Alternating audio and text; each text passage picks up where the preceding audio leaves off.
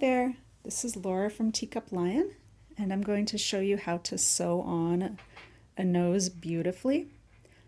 For this type, we do affix it to the back first with a type of strong glue. I can recommend E6000 contact cement. If you have a really high quality hot glue gun, that can work as well.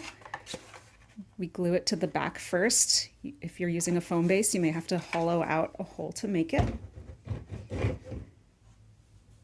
And I do sell the pattern for a oval nose as well as a triangle nose that fit my bases. A couple other things you'll need are high quality thread, heavy duty thread, as well as I prefer Gutermann, and a thread conditioner. You can use beeswax if there's no allergy problem, and a high quality minky fabric. You can use anywhere from 1 to 3 millimeter fur length, some stuffing, and some other basic supplies like scissors. Let's begin. So once you've carefully positioned your nose, you're going to want to pin it in place so that it doesn't move around during the sewing process. If you have any long pins for this, that might be helpful. Once you're decided on the positioning, make sure you double check it in a mirror. Take a picture, flip the picture horizontally so that you can just really triple check for any symmetry issues there. How to sew on a nose with hidden stitches. So I have a thin needle thread that matches the muzzle, and I started my knots way underneath the nose, so I'd have to peel it up to find the knot. I took a small stitch just into the side of the nose. First, I need to make sure the threads go down without catching any fibers, either from the fur or the minky or any dust. So I always gently bring these threads down. If I'm having trouble with my fingers, I will grab another needle and let it down so I can see it.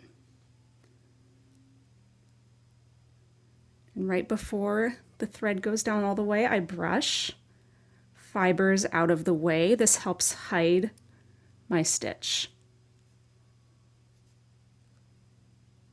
Pull gently.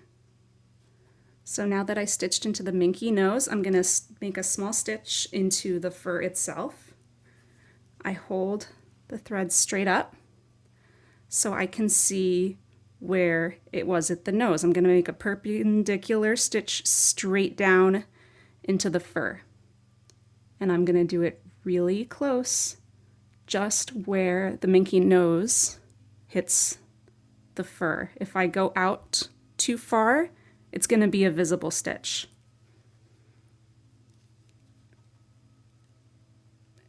I'm going to sew with my needle and go underneath the nose slightly and scoop back up to a place where I can grab my needle.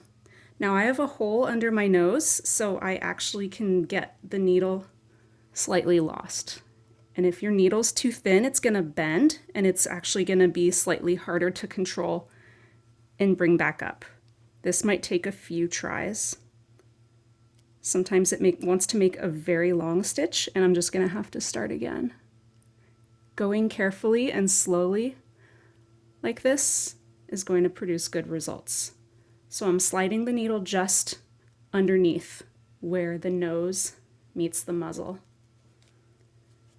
And of course, it's not cooperating right now for me, but that's part of the journey.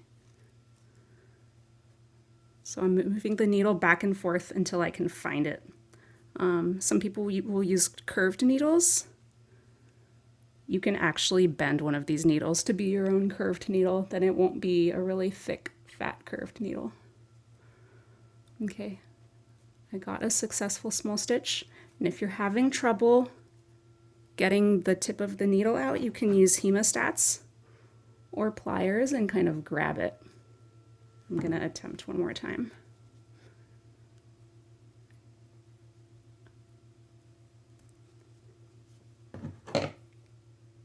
careful not to pull any fur fibers out when you pull the needle.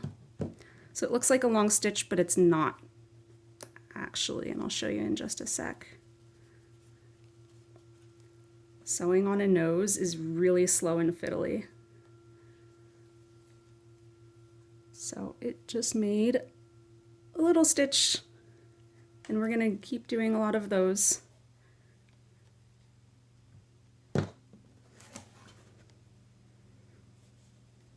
Threads twisting is not a problem if you guide them down like this. Now I can see my minky fibers getting caught, so I'm gonna brush them out of the way with the tip of my other needle I'm using as a tool. And slowly pull up and make another perpendicular stitch back up into the minky nose. Now when you pull your thread up, you're gonna see that it's catching these little fibers. You're gonna wanna brush them out of the way. When you hold the thread up, you'll see which side of the thread that these fur fibers get trapped on. And you just want the ones on the right side.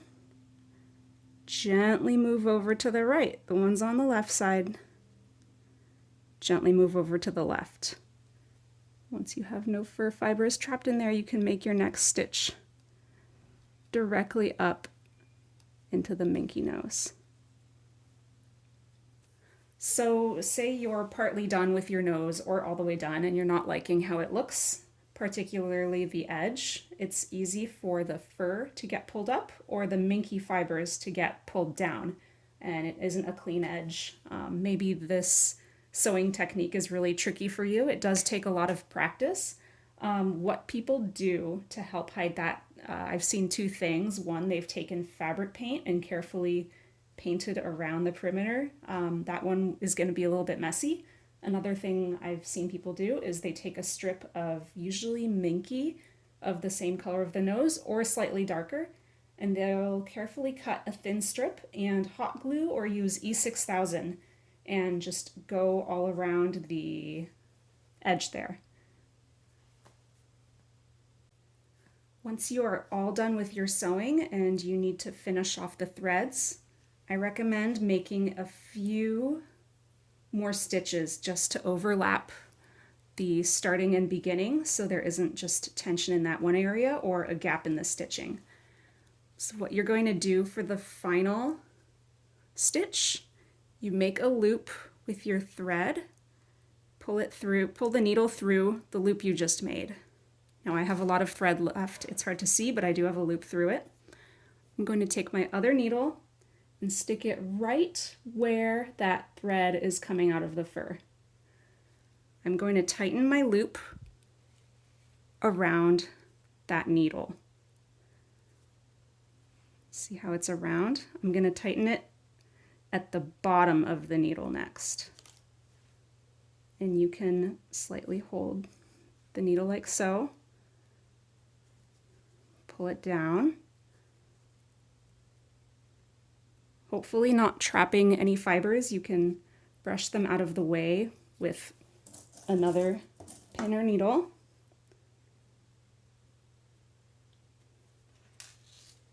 And slowly tighten that loop all the way down. So now you have a small knot, and we are going to hide it by taking your threaded needle, stitching right down into the last place you stitched out, and then you're gonna stitch out way out to left field somewhere else.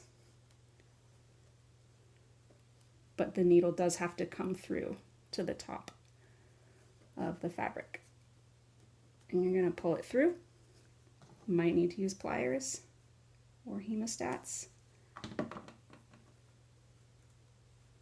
Guide your thread down.